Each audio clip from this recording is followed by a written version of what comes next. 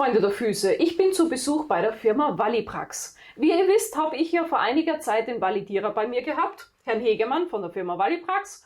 Und jetzt dadurch, dass einige Anfragen gekommen sind, wie so eine Validierung abläuft und was geschieht eigentlich bei der Validierung, ist Herr Hegemann so nett und erklärt uns einmal den Ablauf einer Validierung. Wir fangen an mit dem RDG und werden dann später auch noch auf den Autoklaven eingehen.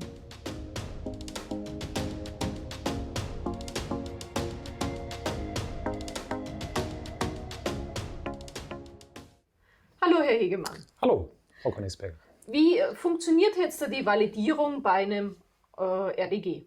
Ja, wir fangen einfach mal ganz vorne an. Wenn der Kunde sich bei uns meldet, kriegt er ein individuelles Angebot von uns zugeschickt und auch gleichzeitig eine Checkliste zur Vorbereitung der Validierung.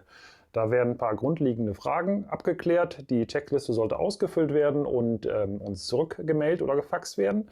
Und wenn die Fragen passend beantwortet sind, rufen wir an zwecks Terminabsprache und sonst müssten vielleicht noch vorher ein paar Fragen geklärt werden, damit die Validierung vor Ort auch richtig stattfinden kann. Nicht, dass wir umsonst beim Kunden aufschlagen und unnötig Kosten produziert werden. Und validieren Sie jetzt nur eine Firma oder validieren Sie jetzt da alle gängigen RDG-Hersteller, Autoklavenhersteller? Wir validieren eigentlich alle gängigen Hersteller, sage ich mal. Es gibt so ein paar Exoten, wo wir dann lieber doch die Finger von lassen, weil es dann nachher nur mehr Probleme gibt als gedacht. Mhm. Wie läuft es da zum Beispiel hier bei dem Eurosafe 60, wie läuft es jetzt hier ab, die Validierung? Also die Validierung an sich laufen ja immer alle gleich ab. Bei der Erstvalidierung am RDG machen wir 3 Durchläufe, die wir dann, beziehungsweise 3 Durchläufe von den Programmen, die der Kunde auch nutzt, weil jedes benutzte Programm muss auch validiert werden. Unsere Empfehlung ist immer, sich auf ein Programm festzulegen, wer es mal nutzen möchte, beziehungsweise das wird ja vorher dann auch schon so praktiziert. Dann kommen wir dahin, sind circa 4 bis 5 Stunden in der Praxis und überprüfen das Gerät mit unseren Messmitteln. Dazu benutzen wir Datenlogger, die zeichnen die Temperaturen auf und den Druck. Wir benutzen real verschmutzte Instrumente aus der Praxis. Also der Thermo sollte auch gut gefüllt mit real verschmutzten Instrumenten sein. Und dann benutzen wir immer noch die uns vom Labor zur Verfügung gestellten Kreilklemmen. Die sind mit Schafsblut angesetzt. Die werden dann auch in den Läufen mit eingebracht und werden dann danach wieder ins Labor geschickt und ausgewertet. Genauso wie von den real verschmutzten Instrumenten wir uns auch 5 Instrumente aussuchen, die wir kennzeichnen und auch nach einer gewissen Zeit aus dem RDG rausnehmen und mit einer Lösung umspülen. Und diese Lösung geht dann auch ins Labor. Und dann die müssen dann halt auch nicht nur optisch, sondern auch die Reinheit überprüft. Warum nimmt man dann Schafsblut? Das kommt dem menschlichen Blut recht nahe und deswegen wird das halt auch genommen. Ich dachte Schweineblut oder Schwein wäre am nächsten beim Menschen dran. Und da haben wir jetzt für eine Validierung so ein Set? Nee, bei der Erstvalidierung haben wir 3 Sets, weil wir 3 Durchläufe machen. Okay. Bei der Revalidierung, also bei der Requalifizierung heißt es mittlerweile, wir brauchen nur noch ein Set. Okay. Und wann muss ich jetzt so ein Gerät validieren lassen? Sobald Sie damit aufbereiten, weil die Aufbereitung darf ja nur stattfinden, wenn nach validierten Prozessen aufbereitet wird. Das heißt, ich kaufe mir das Gerät und das wird vom Hersteller aufgestellt. Ja. Also im besten Fall, weil es ein Medizinprodukt, muss ja vom Verkäufer oder Hersteller aufgestellt werden. Und eingewiesen werden, ist auch wichtig. Eingewiesen, genau. Und danach müssten Sie eigentlich am nächsten Tag schon kommen und das Ding validieren. Ja, eigentlich ja. Andererseits sollte das Gerät auch, gerade beim RDG, sollte sich erstmal so 2, 3 Wochen auch einwaschen, weil es kann ja immer noch sein, dass irgendwelche Prozessmessmittel eingestellt werden müssen, wie zum Beispiel, dass der Reiniger höher dosiert werden muss oder niedriger dosiert werden muss. Das ist also streng genommen, ja, ersten Tag Validierung. Nachteil ist, es könnte mal eventuell was neu eingestellt werden müssen, also müsste dann ja auch die Validierung wiederholt werden. Das heißt, jedes Mal, wenn ich irgendwas umstelle von Chemikalien oder vom Programm her, muss ich das wieder validieren lassen? Wenn ein prozessrelevantes Teil gewechselt wird oder geändert wird, muss revalidiert werden, ja. Okay, wer legt es fest, dass das so oft sein sollte? Das sagen die Leitlinien bzw. die Normen für die passenden Geräte. Da gibt es halt die unterschiedlichen Normen für das passende Gerät. Für den Sterilisationsprozess, dann gibt es was für den Reinigung- und Desinfektionsprozess oder halt für den Siegelprozess.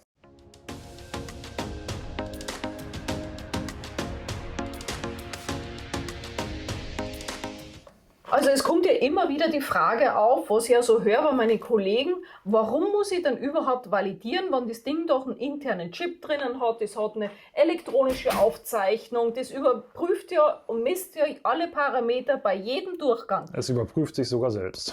Ja toll, warum brauche ich dann noch einen Validierer?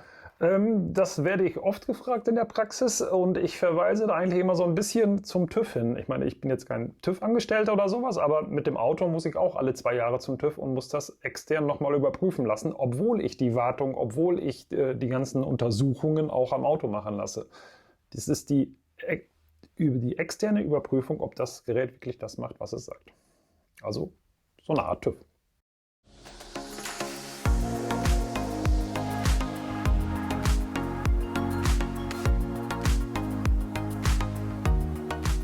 Wenn Sie jetzt in meine Praxis kommen, was muss ich in der Praxis vorbereiten? Was brauchen Sie zum Validieren von mir als Praxisinhaber?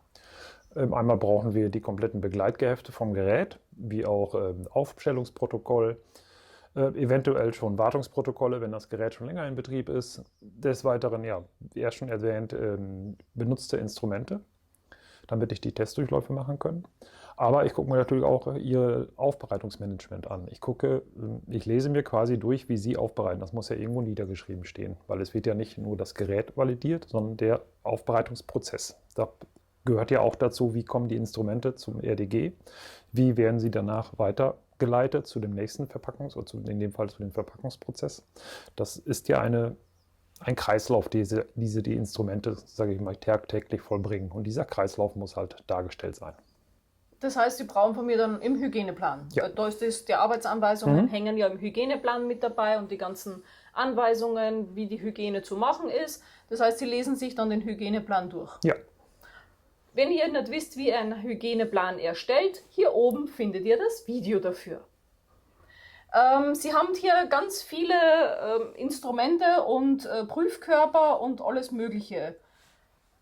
Für was brauchen Sie jetzt das ganze Zeug? Ja, gucken wir erstmal auf der Seite. Die Klemmen hatten wir erst schon mal geguckt, dass wir die dabei haben.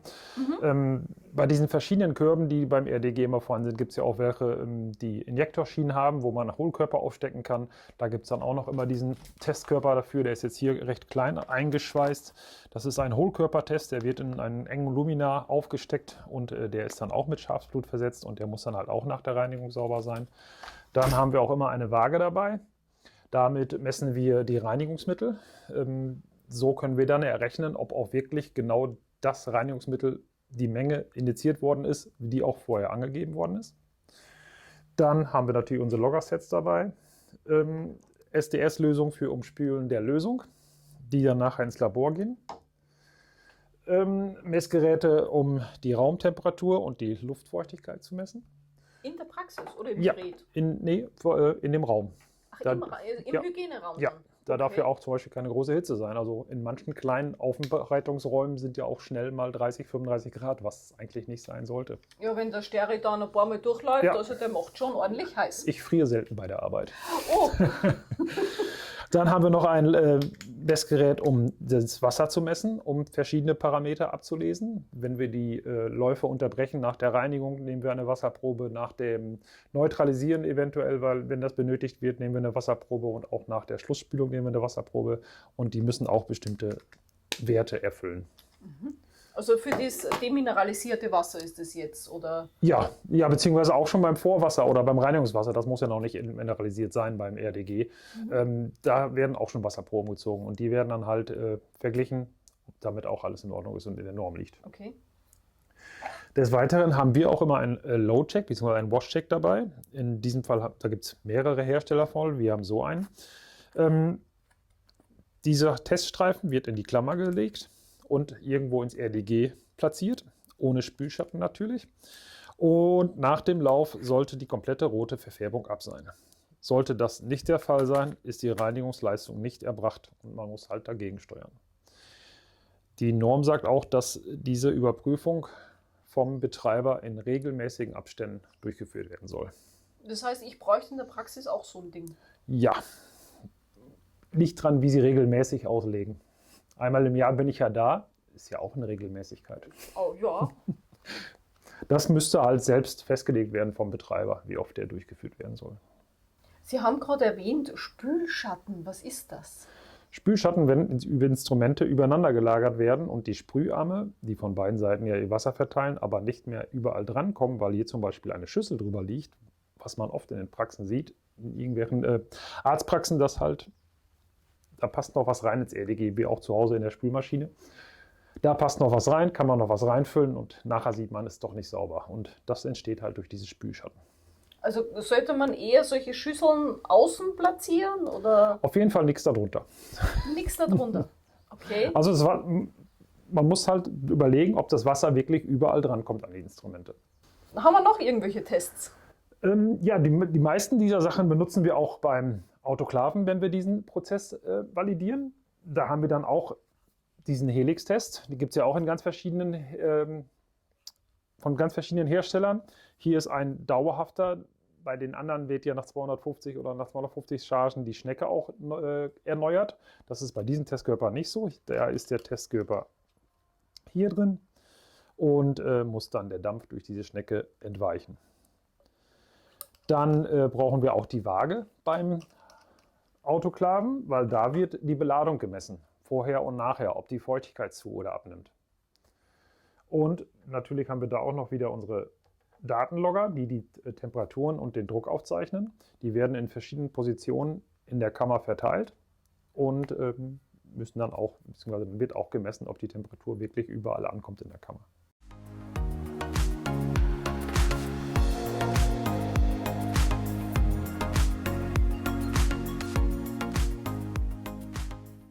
Wir haben da in der Praxis nicht nur den RDG, wir haben da den Autoklaven zum Validieren und wir haben dann auch noch Siegelgerät. Wie sieht es denn jetzt aus beim Autoklaven? Wie viele Durchläufe mochten der beim Validieren?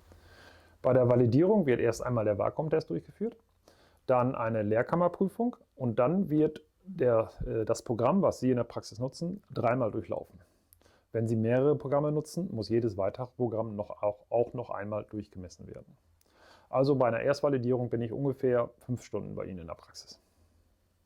Ja, das ist lange.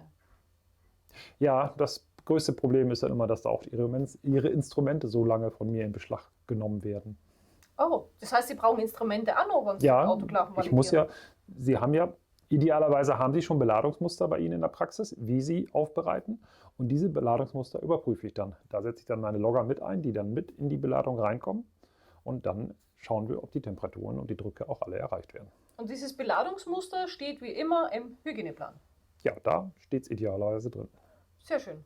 Also haben wir wieder einen Punkt, der was im Hygieneplan ergänzt gehört. Ich weiß ganz viele, dass ihr den Beladungsplan nicht drinnen habt. Ich auch nicht. Aber ich werde das nachholen. Beim Autoklaven haben wir ja die Validierung alle 2 Jahre. Oder jedes Jahr? Oder? Eigentlich jedes Jahr. Man versucht oder man hat aber die Möglichkeit, das auf 2 Jahre zu erweitern. Da müssen ein paar Parameter erreicht werden. Erstmal muss das Gerät einwandfrei laufen. Also es dürfen eine bestimmte Prozentzahl, also eine sehr geringe Prozentzahl an Fehlerabbrüche nur dabei stattfinden. Das Wartungsintervall sollte auch bei 2 Jahren liegen. Und man darf nicht mehr als 4000 Zyklen in den 2 Jahren machen, bis zur nächsten Validierung machen. Also bei den meisten Geräten und Praxen kriegen wir die 2 Jahre hin. Aber meistens schreit auch der Autoklav, dass er Validierung oder Wartung haben will. Also so ist bei meinem. Ja, nach der Validierung schreit er nicht, aber die Wartung fordert er schon aktiv ein, die meisten. Wenn ich jetzt den Autoklav in meiner Praxis habe, muss ich da jetzt das selber irgendwelche regelmäßigen Überprüfungen noch machen? Ja, idealerweise sollte das bei der Aufstellung geklärt werden von der Person, die Ihnen das Gerät aufstellt und einweist, dass auf jeden Fall wöchentlich der Vakuumtest durchzuführen ist. Bei den meisten Herstellern, weil das ist eine Herstellerangabe. Und die kann man halt regelmäßig sauber machen, dass die halt immer sauber ist und wichtig ist, nur mit destilliertem Wasser arbeiten. Also das Gerät allgemein einfach sauber halten. Ja. Das heißt, auch oben, wenn man zu die Tanks dazukommt, dass man die sauber macht, die Kammer innen drin. Also nichts versiffen lassen, so quasi der Validierer macht es schon sauber. Na, dafür ist er nicht unbedingt gerne da. Aber da ist es halt immer wichtig, auf die Herstellerangaben zu achten. Der Hersteller gibt vor, was Sie auch selbst machen können, wie zum Beispiel der bakteriorische Filter sollte ja auch regelmäßig gewechselt werden nach Herstellerangaben.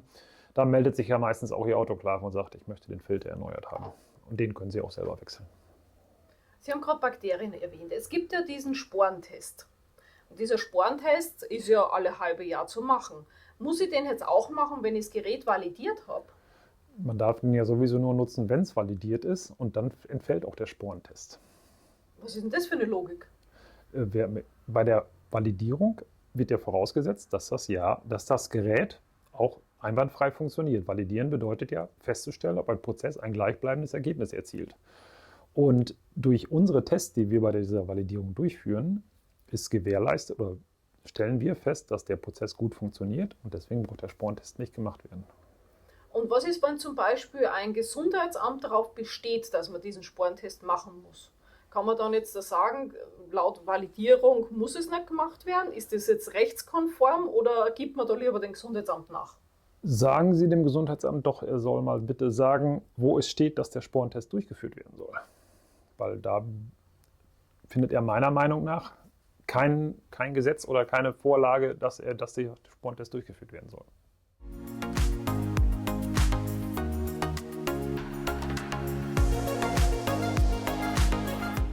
Wir haben dann noch ein Gerät in der Praxis, das was validiert gehört, und zwar das Siegelgerät. Ich weiß ja, dass ich in der Praxis den Peel-Test, den Seal-Test und den Tintentest machen muss. Wie oft muss ich die Tests jetzt machen? Da kommt meine Antwort wieder gerne, Herstellerangaben. Aber die meisten geben jetzt mittlerweile vor, den Peel- und den Seal-Check arbeitstäglich durchzuführen. Der Tintentest braucht eigentlich nur durchgeführt werden, wenn man eine Seitenfalte benutzt. Es gibt Folien, die noch eine extra Seitenfalte haben, die dann ein wenig größer und volumöser werden. Und dann sollte den auch an dem Tag, wo die Folie verwendet wird, auch durchgeführt werden. Das heißt, wenn ich diese Folien nicht benutze, brauche ich den Tintentest gar nicht? Nein, da reicht dann der Seal-Check. Und der Seal-Check braucht auch nicht aufbewahrt werden, was viele immer gerne machen. Das nimmt ja auch sehr viel Platz weg. Er muss durchgeführt werden, er muss dokumentiert werden, dass er gemacht worden ist und dass er bestanden ist. Weil es kann sein, wenn man die alle wegheftet und immer wieder bewegt, dass sie sich dann wieder lösen. Und wenn sie dann mal eine Begehung haben und sich der Begeher oder die Begeherin guckt sich die Seal-Checks an und sagt, wieso haben sie die freigegeben? Die sind ja gar nicht richtig verschlossen, dann haben sie eine Erklärungsnot. Aber durch ihre Dokumentation, dass sie bestanden haben, haben sie die einwandfreie Dokumentation darüber über den Seal-Check. Das heißt, ihr könnt auch zum Beispiel ein Foto machen, das digital hinterlegen. Können Sie auch, aber durch Ihre Unterschrift bestätigen Sie, dass der Seal-Check bestanden hat und das muss reichen. Also brauche ich jetzt da gar kein visuelles Ergebnis? Nein.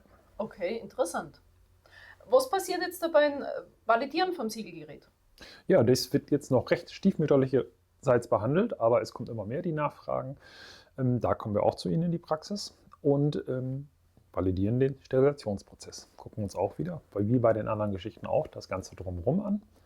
Und testen dann jeden Folienhersteller, den Sie nutzen. Unsere Empfehlung ist immer nur einen Folienhersteller zu nutzen, weil der Folienhersteller gibt vor, mit welcher Temperatur Sie versiegeln müssen. Und dann kann es auch mal sein, dass Sie mit Folienhersteller A bei 180 Grad verschweißen müssen und mit Folienhersteller B bei 190 Grad. Und dann müssen Sie die Temperatur immer umswitchen und anpassen. Deswegen immer nur einen Folienhersteller. Das erspart auch ein wenig die Kosten noch bei der Validierung, weil jeder Hersteller einzeln getestet wird und dann wieder Zusatzkosten dazukommen. Das stimmt. Und wenn ich jetzt das Ganze foliert habe und alles im Autoklaven drin war, ist es am besten, wenn ich das Papperle für die Zeit- und Chargenangabe und Datumsangabe auf die Folie mache oder ob das auf die Papier? Die machen Sie idealerweise auf die Folienseite und aber auch so platzieren, dass man die Instrumente trotzdem weiterhin erkennen kann. Sonst komplett außerhalb von dieser Folie, außerhalb der beiden Schweißungen auf der Seite, wo Sie die Tüten öffnen wollen, haben Sie immer so, die ist ja sowieso ein bisschen breiter und da könnte der Aufkleber auch noch drauf. Also ihr wisst ja, wie ihr die Folien einschweißt, 2 Finger oben, 2 Finger unten, sollte noch Platz bleiben, damit dass man gegebenenfalls für sowas noch Platz hat. Und halt außerhalb der Schweißnaht, eine Seite muss breiter sein, damit man die auch gescheit öffnen kann und die Instrumente entnehmen kann und nicht rausbrechen. Deswegen peelen wir ja alle unsere Instrumente aus den Folien.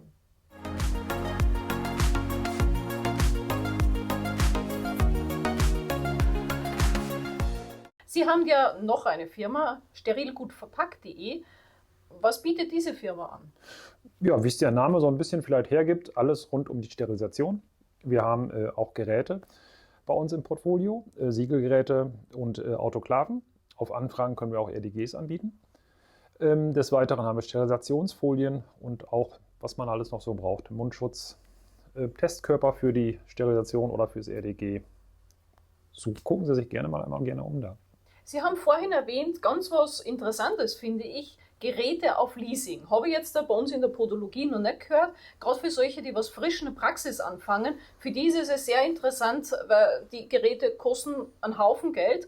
Und wenn ich jetzt frisch von der Schule komme, habe ich ja eigentlich nicht so viel Geld. Und wenn ich mir da so ein Leasing nehme, wie läuft das ab mit dem Leasing? Habe ich da nur bestimmte Geräte? Kann ich mir ein Gerät aussuchen?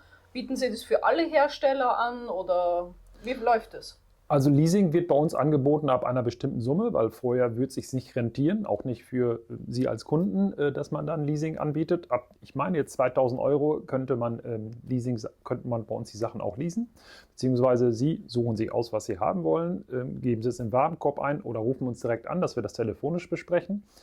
Wir machen einmal ein Angebot, was Ihnen das alles kosten würde, was auch Validierung und Aufbau und Einweisung und alles drum und dran beanspruchen würde oder durchgeführt werden soll. Des Weiteren arbeiten wir mit einer Bank zusammen, die Ihnen dann Leasingangebote erstellen würde, die dann auch in verschiedenen Laufzeiten erhältlich sind. Das heißt, die Validierung, ist da nur die Erstvalidierung drinnen oder auch die jährliche Validierung? Da würde erstmal nur die Erstvalidierung drin sein. Also das hört sich schon mal sehr gut an. Gerade für diejenigen, die was frisch eine Praxis aufmachen, eine Überlegung, was für uns das Leben eigentlich am Anfang leichter macht. Weil ihr wisst ja alle, wenn ihr frisch anfangt, ihr habt immense Kosten, wenig Patienten und bis das Ganze läuft, hat man dann wenigstens mal ein bisschen einen Aufschub. Das stimmt. Und auch immer noch interessant, es gibt immer auch sehr viele Exoten auf dem Markt, die mit sehr günstigen Preisen werben im Autoklaven- oder im RDG-Bereich und irgendwo müssen die günstigen Preise herkommen. Meistens wird in der Qualität gespart, wie immer. Vielen Dank, Herr Hegemann. Gerne. Wir verabschieden uns jetzt. Wenn ihr noch irgendwelche Fragen habt zum Thema Validierung oder ihr sucht noch einen Validierer, Herr Hegemann von der Firma Valiprax ist der Ansprechpartner eurer Wahl.